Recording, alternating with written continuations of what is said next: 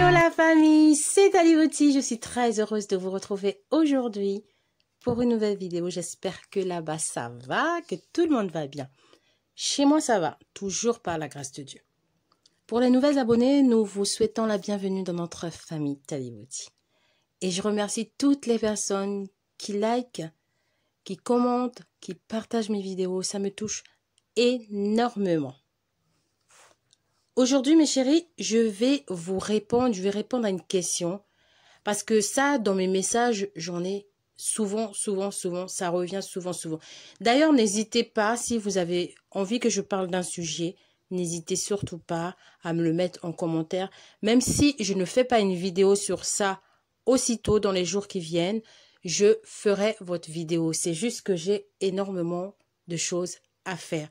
Mais je finirai par faire votre vidéo. Je vous répondrai, mes chéris. Et je réponds toujours aux commentaires. Après, si vous voulez que je fasse une vidéo précise, vous me le dites et je le programmerai dans les vidéos prochaines. Aujourd'hui, je vais répondre à... Parce que beaucoup de gens me demandent, Tali, entre peau jaune et piment doux, quel est le plus fort? Aujourd'hui, je vous dis, mes chéris, que peau jaune, il clarifie le teint. Peau jaune, il n'éclaircit pas trop fort. C'est un concentré de fruits aussi. Il n'est pas très éclaircissant. Il est plutôt, moi je dirais, il est plutôt clarifiant. Il donne de l'éclat au teint. Si tu as un lait de toilette qui est très fort, qui t'éclaircit, et que tu rajoutes peau jaune, eh ben ton lait va encore être plus fort.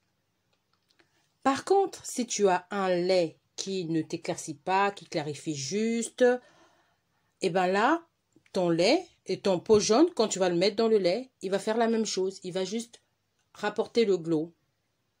Il va juste continuer à activer l'actif qui est dans ton lait. D'accord? Maintenant, si vous mélangez peau jaune avec un lait qui est à base d'hydroquinone, et en plus de ça, vous vous exposez au soleil, ben, au final, vous allez avoir des quintaux plus noirs. Vous allez avoir des taches sur les phalanges. Ok, mes chéris? Maintenant, nous allons parler de piment doux. J'en ai déjà parlé. Je vais vous en reparler. Piment doux, lui, par contre, il éclaircit la peau.